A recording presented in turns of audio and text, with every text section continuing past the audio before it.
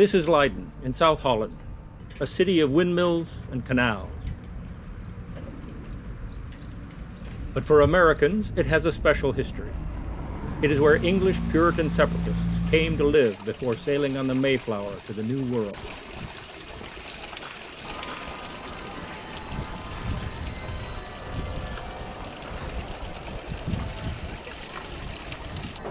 Down this alley is the American Pilgrim Museum.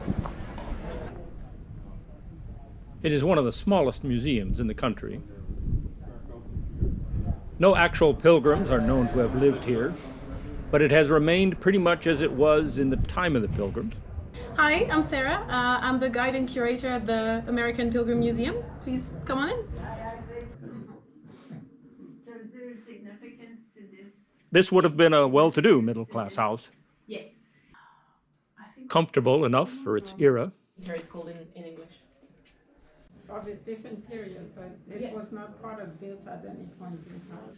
They didn't need them anymore and they started renting the rooms. So this very much became a family. There are indoor facilities. You can also, of course, come back if You want. slept half Or sitting up if in the you bed. forgot something, you're very welcome to fight for themselves. When you're on the original floor, the ceiling's full tile, so that would have been seen by everyone. And this is actually a really luxurious Parts of the house home date back from to the medieval 14th times. 14th century, sorry.